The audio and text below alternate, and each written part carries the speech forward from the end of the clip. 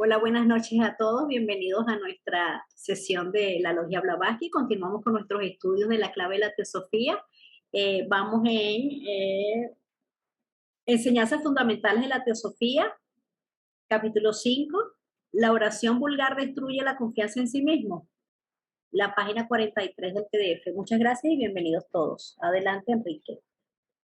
Muchas gracias, Caro. Vamos a dar inicio al análisis de los textos de la clave de la teosofía que fueron escritos por la señora Blavatsky. Bien, el capítulo correspondiente que iniciaremos hoy es la oración vulgar destruye la confianza en sí mismo. Entonces la pregunta es, ¿pero no rezó el mismo Cristo y no nos recomendó que orásemos? La respuesta es esta. Así consta, pero aquellas oraciones, entre comillas, pertenecen precisamente a esa especie de comunión que acabamos de mencionar con el Padre en secreto de cada cual, es decir, la divinidad que está en cada hombre, en cada ser. De otro modo, identificando a Jesús con la deidad universal, sería demasiado lógica y absurda la conclusión inevitable de que Él, el mismo Dios, se oró a sí mismo, separando la voluntad de ese Dios de la suya propia. Y así es efectivamente, ¿verdad?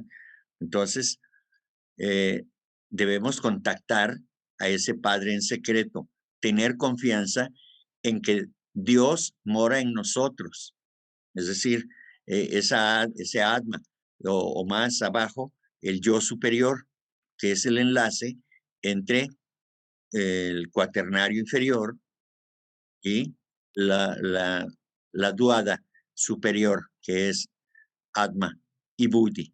Entonces, somos nosotros esa mente, ese ser interno que no acabamos de reconocer, porque yo trato de decir ahora, cuando digo yo, trato de identificarme no con la mente inferior, con la personalidad, sino con el yo superior. Claro que eso no es sencillo, porque el yo superior siempre actúa con sabiduría, pero como no nos hemos desarrollado plenamente, estoy hablando de la mente superior. Cuando digo no nos hemos desarrollado, me identifico con el yo superior, con la mente superior. No nos hemos desarrollado suficientemente como para poder manifestar esa sabiduría todavía. En nuestras acciones cotidianas todavía adolecemos, todavía cometemos errores, todavía somos egoístas, celosos, vanidosos, ¿verdad? Bueno, eh, creo que me estoy pasando de la raya porque aquí tenemos algunos que ya traspusieron esa meta, ¿no? ¿Verdad, Andy? Entonces, ese es el asunto, de que nos hagamos consciente, decir, tener esa comunión, ¿sí?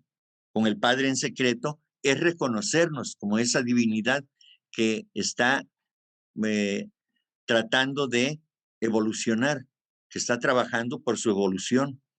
Es eso, ¿verdad? Entonces, por otro lado, dice que si identificamos este concepto con a Jesús, con la deidad universal, entonces debemos entender que se está rezando, está orándose a sí mismo, se está pidiendo a sí mismo, ¿verdad? Entonces, ya ahí ya no tendría nada que ver ese poder de la voluntad que debemos ejercer para poder ayudar a los demás, porque la oración debe ser para eso, para servir a los demás, no para servirnos de ese poder. La oración es para ponerla al servicio de los demás, es decir, mis elevados deseos de hacer el bien no deben ser para mí, sino para los demás. Es la expresión del amor. La oración vista así es la expresión del amor, una dádiva amorosa para los demás, no para nosotros. No estar pidiendo para nosotros. porque ya se ha dicho aquí y en otras pláticas lo han escuchado. Cuando pido por los demás, estoy pidiendo para mí mismo, sin pensar en ello precisamente, solamente hacerlo por el gusto de hacerlo, de servir a los demás. Entonces la oración es una magnífica oportunidad para evolucionar todos juntos a través de esos elevados deseos de bienestar para los demás. Eso es orar por el bien de los demás, no para nuestro propio beneficio. Eso es lo que también en el asunto de la meditación, del mindfulness que se habla, ¿no? Y algunos se confunden. Yo creo que el propósito de mindfulness, yo espero que así sea, no es para que las personas se sientan bien y que de esa manera sean más eficientes en sus labores cotidianas, no, porque eso deriva del Raja Yoga. Recordemos que el Raja Yoga, pues es la identificación del ser humano con su ser divino. ¿Para qué?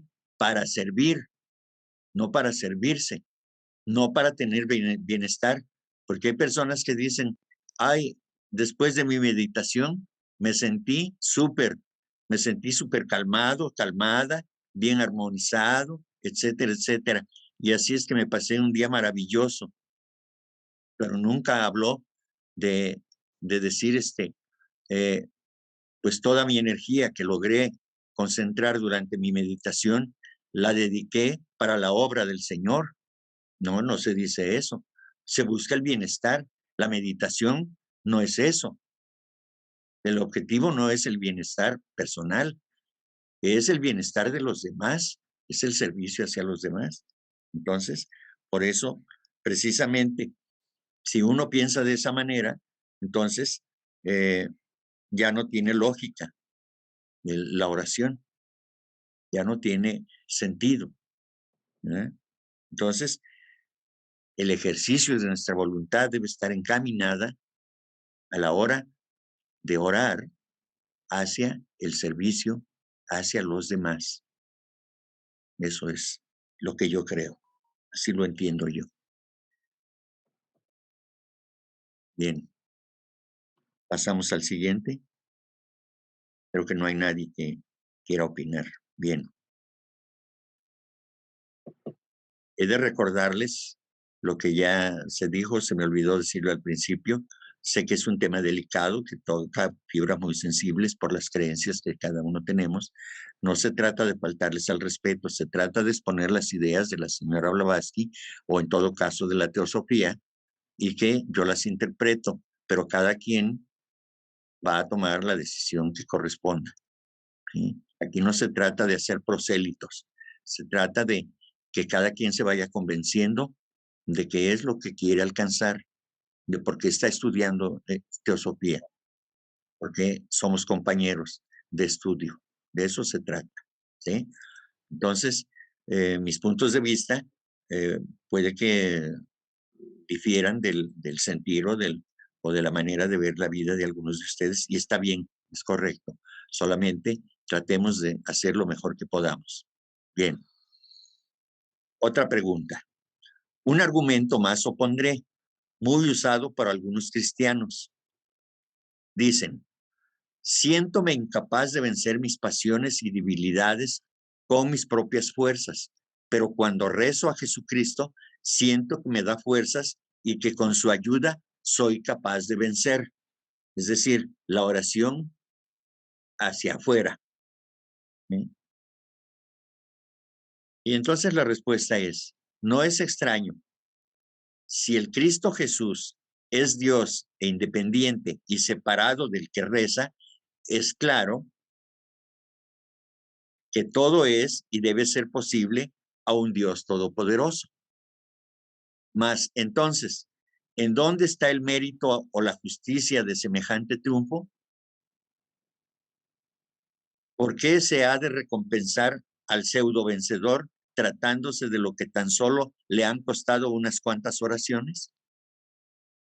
Diríais vosotros, aunque simples mortales, un día entero de salario a un jornalero vuestro, perdón, daríais vosotros, aunque simples mortales, un día entero de salario a un jornalero vuestro, si ejecutasteis casi todo el trabajo en su lugar, mientras aquel sentado debajo de un árbol os suplicase hacerlo.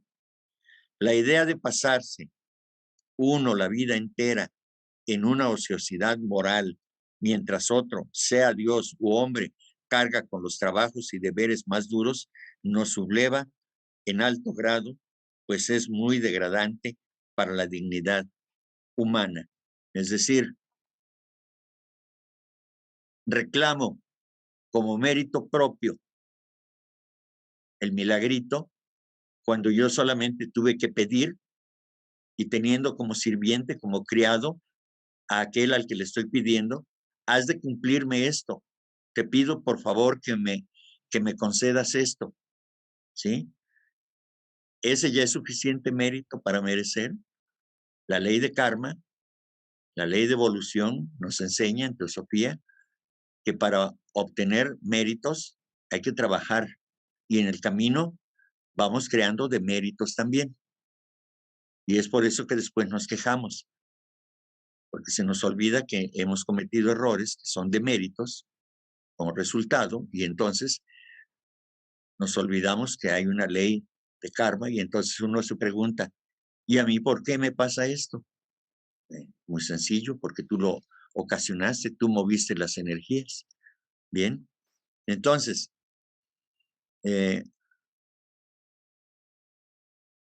debemos de trabajar para alcanzar el mérito. La señora Blavatsky dice, no hay corona sin mérito. Es decir, para el rey para ceñirse la corona o el vencedor para ponerse la corona de laureles, como en los Juegos Olímpicos antiguos, pues hay que merecerlo, hay que trabajar. No hay que estar pidiendo solamente, hay que trabajar, obrar en lugar de hablar, dice la señora Blavatsky, ¿verdad? Entonces, moralmente, para aquel que no ha hecho nada y se vale del esfuerzo de, aunque sea Dios o el Señor Jesucristo, ¿de qué mérito voy a gozar? ¿De qué voy a presumir? ¿Sí? Creo que en el Bhagavad Gita dice aquel que disfruta de los frutos del trabajo hecho por otro, se comporta como un ladrón. Y no aporta nada, en cambio, se comporta como un ladrón. Entonces, no seamos ladrones. Reconozcamos que nosotros debemos hacer nuestro propio trabajo para merecer. De lo contrario, pues no hay mérito. Así es. Eso nos hace indignos de poder saborear el fruto. Entonces, debemos mantener esa dignidad humana o esa dignidad divina, aunque sean lejanos atisbos apenas, pequeños resplandores, pero debemos conservarlos, conservar esa dignidad para poder merecer o a través del mérito poder reclamar. Bueno, digo, reclamar no quiere decir pedir justicia, sino que he de asaltar el fuerte de mi propio enemigo para que yo pueda alcanzar los méritos que estoy buscando obtener. Bien. A ver, Rosy. Híjole, pues efectivamente así es, Enrique, y aquí lo más tremendo es que, bueno, con todo el respeto, ¿verdad?, para todos, pero pues en el siglo en el que estamos, o sea, es increíble que todavía se sigan, bueno, pues transmitiendo estas cuestiones de que, pues, que los rateros hagan sus sinvergüenzadas, pues total, pues ya se lavará Cristo con su sangre lavara nuestras cosas y vamos nosotros a seguir siendo pues irresponsables, asesinos y total, ¿no? Pues, todo se nos perdona, ¿no? Entonces imagínate qué tremendo porque se les sigue fomentando esta irresponsabilidad de que uno no asuma sus propias decisiones, sus propias acciones, ¿no? Y lamentablemente, bueno, pues al Señor Cristo pues le echan todo, ¿no? Pues él que cargue con todo y que sea mi Salvador y a ver cómo le hace, pero pues imagínate qué Dios tan más terrible de que, y que si un padre humano, pues no haría eso, no le diría a su hijo, bueno, pues tus hermanos hicieron barbaridades y tú lo pagas, te va a meter al calabozo y por los siglos de los siglos pagarás, y así será hasta que, por lo que hacen tus hermanos, ¿no? Entonces imagínate, si es un padre físico, pues cómo lo va a hacer, yo creo que lo pensaría ahora, lo que es un ser divino, pues es así hasta un poco, pues absurdo, ¿no? Y sí, lamentablemente, bueno, pues continúa eso y por eso hay tanta tristeza, tanta desesperación entre la gente, porque pues no encuentran ni hayan respuesta pues a sus decisiones o a lo que piden, porque pues no conocen las leyes universales, ¿no? Una vez que se conocen, bueno, pues obviamente pues hay una responsabilidad y un conocimiento de causa y sabes que todo el que siembra lo recoge y aquí ni Santa Cachucha ni San Pascual Bailón te va a salvar, sino tú mismo, ¿no? Y bueno, pues es penoso eso, pero sobre todo a los que estudiamos, bueno, nos hace reflexionar en ser más responsables, actuar más acorde con estas enseñanzas para ser mejores y ayudar a otros a que puedan evolucionar mejor y se hagan responsables de sus actos y evitar pues tanta ignorancia y superstición que simplemente pues les hace la vida más miserable, ¿verdad? Gracias. Gracias, Rosy. Bien, yo concluyo este párrafo de la siguiente manera. Debemos conservar esa dignidad y conservar también ejerciendo el poder de la voluntad divina que está en nosotros para poder alcanzar las metas que tengamos propuestas, como propuestas de vida, como plan de vida, ¿sí? No esperando nada de la divinidad, sino que a través de nuestras propias acciones logremos los objetivos que tengamos en la vida. Perdemos el tiempo si estamos invocando a alguien que ni siquiera conocemos. Claro, al logos o al Dios, a la divinidad de este sistema solar, se le confunde y piensan que el Señor Jesucristo es Dios. ¿Verdad? También entonces le cargan la mano al Maestro Jesús pensando que Él es Dios también, ¿no? Claro, pues por ignorancia se piensa eso, pero también por ignorancia no nos damos cuenta que ese Jesús, ese Cristo, esa divinidad, ese Dios todopoderoso está dentro de nosotros, más latente que potente, pero si seguimos por la ruta de estar pidiendo hacia afuera, pues entonces vamos a seguir dependiendo. Y estos estudios son para que comprendamos que hay otro sentido de la vida y que en la medida en que nosotros comprendamos esta enseñanza, nos iremos desapegando, nos iremos liberando de esas ideas que no han ayudado mucho a la humanidad, en muy poco le han servido. Entonces el hombre debe tener fe en sí mismo. Uno de los maestros, el maestro K.H., dice, porque no hay esperanza en el hombre, sino en el hombre mismo. No hay esperanza en Dios. El hombre debe entender que la esperanza está en sí mismo, que debe tener esa certeza y que sabe que trabajando en el sentido correcto, se alcanzará una elevación, se alcanzarán las metas más elevadas. Entonces, tengamos fe y confianza en nosotros mismos para poder lograr aquello que deseamos, en cualquier sentido. Pero desde luego yo desearía que siempre fuera para obtener el desarrollo de las cualidades superiores latentes en el hombre. Bien, entonces pasamos a la siguiente. dice el que pregunta. Puede ser, y sin embargo, la creencia en un Salvador personal que nos ayuda y fortalece en las luchas de la vida es la idea fundamental del cristianismo moderno. Y no cabe duda que subjetivamente tal creencia es eficaz, es decir, que los que creen se sienten auxiliados y fortalecidos. Bien, la respuesta es, tampoco hay duda respecto a que algunos pacientes de los llamados sabios cristianos y mentales, los famosos negadores, a ver, hay una llamada ahí, vamos a aclarar lo de los negadores, por favor, Caro.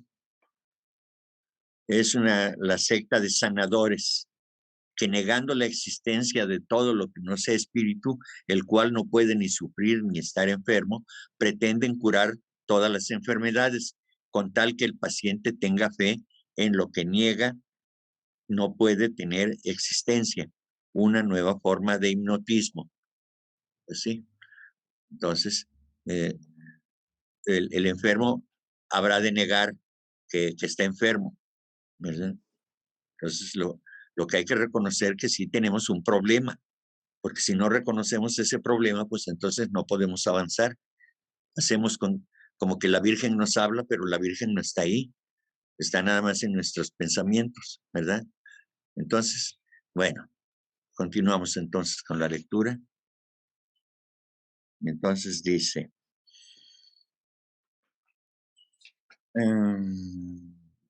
tampoco hay duda respecto a que algunos pacientes de los llamados sabios cristianos y mentales, los famosos negadores, a veces se curan, ni a que el hipnotismo y la sugestión, la psicología aplicada y hasta la mediunidad producen los mismos resultados tan a menudo, sino más. Solo consideráis, para dar fuerza a vuestro argumento, los éxitos. ¿Cómo explicáis los fracasos? ¿10 veces más numerosos? No pretenderéis con seguridad decir que es desconocido el fracaso entre los cristianos fanáticos, aún con toda su fe ciega. Bueno, pues hoy en día, teniendo las evidencias enfrente de rostro, como se dice, en las narices, pues no se reconoce, ¿verdad? Es como para el ciego, que le dicen, ponte de frente al sol, pero como no lo ve, pues no sabe dónde está. Pero el sol sigue existiendo. No por el hecho de que no lo pueda ver, no quiere decir que no exista. Entonces, existe un problema y hay que reconocerlo y hay que trabajar para eliminarlo, desde luego, ¿verdad? Entonces, teniendo fe, teniendo esa certeza, podemos cambiar las cosas. Podemos hacer que se realicen todos los proyectos, todo lo que nosotros tengamos. Desde luego, siempre atendiendo a la ley de karma, porque después me van a reclamar, oye, yo me llené de fe y obré y hice y deshice y demás, y seguí tu consejo, que no es consejo, ¿verdad? Son expresiones que yo hago solamente. Y no se logró nada. Bueno, pues no lo hiciste bien o habrá que atender a tu karma. Quizá no lo mereces. Entonces, no te enojes, ¿no? Entonces, debemos considerar cada uno de estos aspectos que tienen que ver con la vida pasada, es decir, las encarnaciones anteriores, y la manera en que trabajamos para poder obtener aquello que deseamos. Pero no es rogando, no es suplicando, ni es responsabilizando a otros o a otro de que las cosas no se concedan, ni al karma mismo. En todo caso, debemos entender que son los frutos que merecemos, porque fue lo que sembramos, es lo que cultivamos, eso es todo. ¿Ya?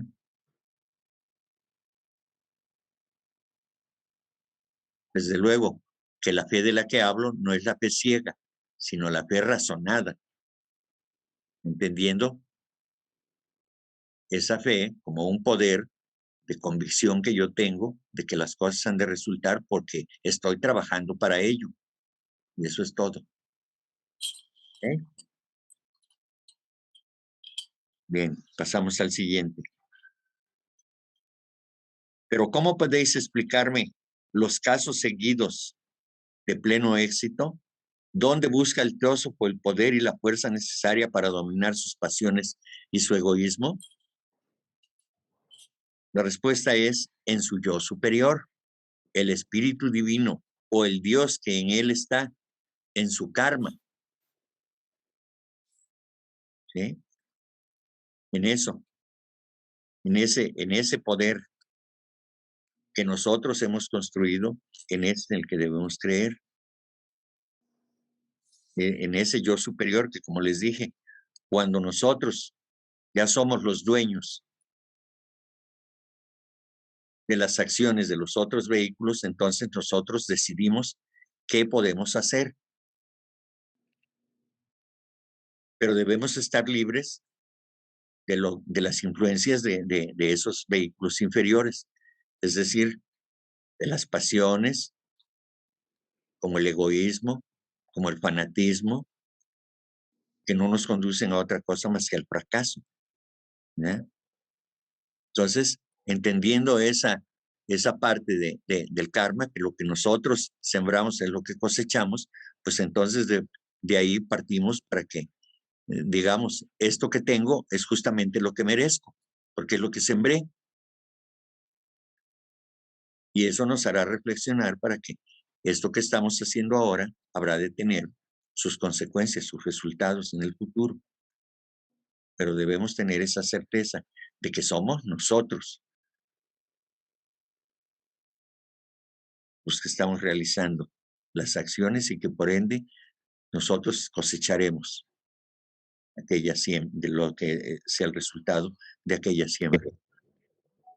¿Por cuánto tiempo aún habremos de repetir una y otra vez que se conoce el árbol por su fruto, la naturaleza de la causa por sus efectos? No habláis del dominio de las pasiones y de la conversión al bien por y con la ayuda de Dios o de Cristo. Nosotros preguntamos, ¿dónde halláis más gente pura y virtuosa que se abstenga más del pecado y del crimen? ¿En la cristiandad o en el budismo? ¿En países cristianos o en naciones paganas? Ahí está la estadística para contestaros, corroborando nuestros acertos.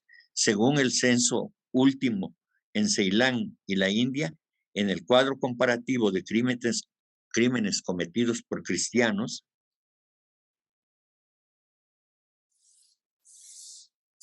musulmanes, indos, eurasianos, budistas, etcétera, sobre 2 millones de habitantes tomados al azar y abarcando los delitos de varios años, los cometidos por cristianos están en proporción de 15-4 respecto a los llevados a cabo por la población budista. Véase el Lucifer de abril de 1888, página 147, artículo Conferenciantes cristianos sobre budismo. Ningún orientalista, ningún historiador de mediana fama o viajero por países budistas, desde el obispo Vigandet y el abate Hooke hasta Sir William Hunter y todo empleado sincero de la India, dejará de conceder la palma de la virtud a los budistas sobre los cristianos.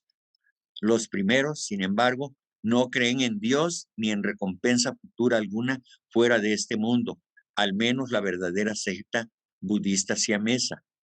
Ni los sacerdotes ni los seglares rezar. ¿A quién o a qué? Exclamarían sorprendidos si de estos se les hablase. ¿Sí? Entonces, vean cómo la manera de transmitir este conocimiento, estas filosofías, tiene mucho que ver. Pero aún así, como no tenemos el entendimiento, la humanidad en general, se ha visto avasallada o ha permitido a la humanidad que se le avasalle porque no razona. Las enseñanzas del Señor Cristo son muy claras, son muy sencillas, pero no se atienden. Bueno, el Señor dijo, amaos los unos a los otros, o amaos como yo os he amado. Bueno, pues qué bien, pues que lo hagan los demás, ¿no? ¿Y quién dice que yo no amo a mis seres queridos? Pero también el Señor Jesucristo dijo, ¿qué mérito tiene que améis a los que te aman? ¿No? Entonces, no nos metemos al razonamiento, la humanidad en general.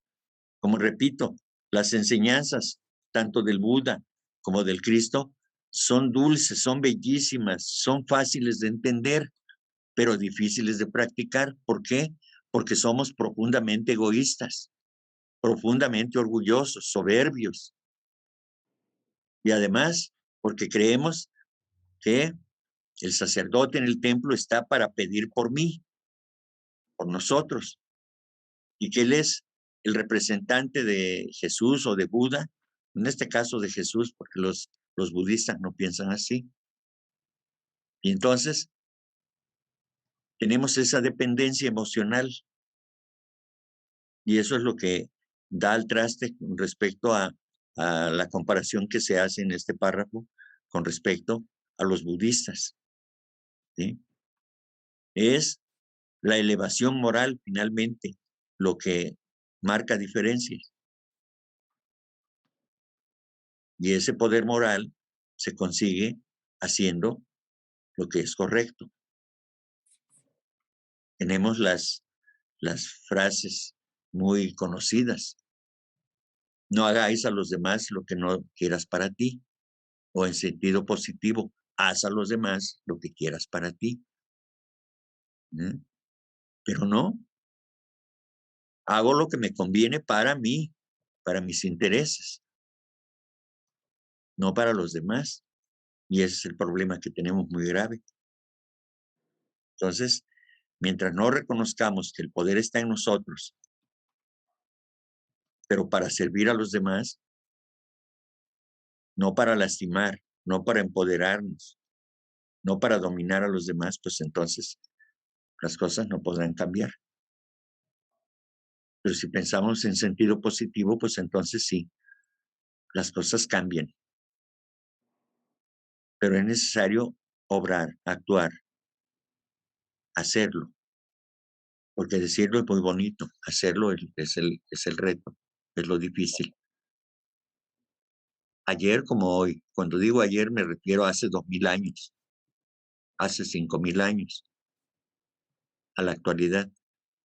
Seguimos siendo los mismos y no aprendemos. Esa es la realidad. Por eso hay guerras. ¿Por qué? Porque el hombre individualmente no tiene paz, porque está confundido y porque las religiones han contribuido también a distorsionar. En la religión nos dicen que pidamos para que seamos salvos, como si de veras mereciéramos tanto. Entonces debemos hacer méritos para justamente merecer. Si no hacemos un trabajo para merecer, entonces, ¿cómo podemos ceñirnos la corona del mérito? No, hay que merecer. En fin, no estoy enojado todavía, ¿eh? A ver, Pati, adelante. Tengo una pregunta aquí. Entonces, de acuerdo a lo que decía Paracelso en cuestión a la salud, decía él que hay que preguntarle al enfermo que si está dispuesto a renunciar a todas aquellas cosas que lo llevaron a enfermarse para poder sanar. Ajá, pues sí. Es decir, que tiene que haber una aceptación, un reconocimiento de que está enfermo y de que además desea curarse, desea sanar. porque si opone resistencia, pues entonces no se va a ningún lugar, le hace perder el tiempo al sanador y él pierde el tiempo también. Es como los programas de AA, es lo mismo. Lo primero que te piden, tienes que reconocer que eres un enfermo alcohólico o un enfermo emocional, ¿verdad? Porque si no lo reconoces, entonces tú eres tu propio enemigo. Lo primero es reconocerse como que tiene uno ese problema. Ya lo habíamos mencionado anteriormente. Hay que reconocer el problema y que el problema está dentro de nosotros, no fuera de nosotros. No estar de autoindulgentes echándole la culpa a los demás y diciendo que si logro salir adelante es por mis méritos y si no logro es porque alguien se me atravesó y me impidió. No, el mérito y el demérito lo construimos nosotros, nadie más. Entonces, es cierto eso de lo que comentas de Paracelso, pues sí, el, el sanador tiene que preguntarle al enfermo si verdaderamente desea sanarse. Alguna vez a mí, en calidad de paciente, me preguntaron, ¿por qué viene? Ah, pues porque me siento mal. Ah, solamente por eso viene, sí. Ah, yo pensé que su respuesta sería diferente. No entiendo. Sí, yo pensé que usted venía con la idea de que aquí iba a encontrar, de que aquí se iba a curar. Y dije bien, que usted se va a curar, ¿sí? Entonces, cambió mi manera de ver las cosas, ¿no? ¿Sí? ¿A qué viene usted? Ah, vengo a sanarme. Ah, es diferente. Vengo porque estoy enfermo. Bueno, es una manera de reconocer, pero también es afirmar, estoy enfermo. Entonces, sí estoy enfermo, pero vengo a sanarme porque estoy enfermo. Eso es diferente. Entonces, sí, de acuerdo completamente con eso y es la explicación que yo daría con respecto a lo que comentabas, Pedro. Gracias. Sí. Bueno, continuamos entonces. Enrique, una Sí. pregunta. Te puse ahí en el chat, esa Ah, revista que mencionabas de ah, Lucifer, ¿es la que encontramos en la página de blavatskyhouse.org? ¿O no sé dónde está, pero si lo busca uno, los encuentra uno para poder leerlos y salir de la Ok. duda. Sí. Es el Lucifer de abril de 1888 y hasta da la página, pero no sé, seguramente es la página en inglés. Entonces Ok, hay que buscarla en castellano va, o en gracias. Spanish. ¿Ok? Sí. Siempre que hagamos este tipo de referencias, recuerden que ustedes pueden buscarlo en internet. Hoy tenemos ese enorme privilegio tenemos de que antes pues decíamos, no, pues sí, pero eso estará en la India o en Europa porque aquí no ha llegado, ¿verdad? En fin, ahora sí, está en todas las bibliotecas, las personales y las institucionales y las públicas. Bien. En tal caso, ¿son verdaderos ateos? La respuesta es sin duda alguna, pero también son los hombres que más aman la virtud y que mejor la practican en el mundo. El budismo dice, respeta las religiones de los demás y consérvate fiel a la tuya. Pero el cristianismo eclesiástico, considerando a todos los dioses de las demás naciones como diablos, quisieran condenar a la perdición eterna a toda persona no cristiana. Y eso lo podemos ver hoy en día. ¿Cuántas corrientes de cristianos hay? Y todos se basan en el mismo libro, pero cada quien lo interpreta a su modo. Y a veces los de una corriente y los de otra te dicen exactamente lo mismo, pero algunos de ellos creen que están diciendo cosas diferentes. El resultado es de que el comportamiento es el mismo.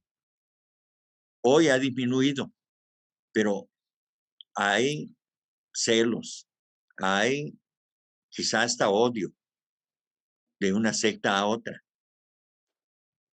Y eso que andan predicando el amor, eso que andan predicando la palabra de Dios, la palabra.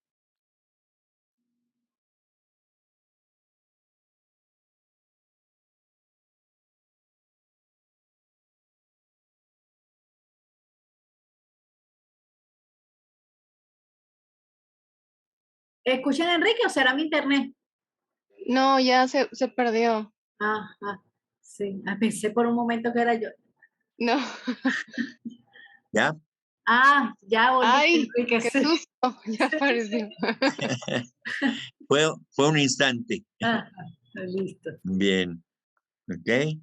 Bueno, entonces, sí, lamentablemente son los dirigentes de las diferentes iglesias o de las diferentes corrientes quienes finalmente pues desvirtúan la enseñanza, las sublimes enseñanzas tanto del Cristo como del Buda y de los otros guías espirituales como Mahoma, ¿verdad? También.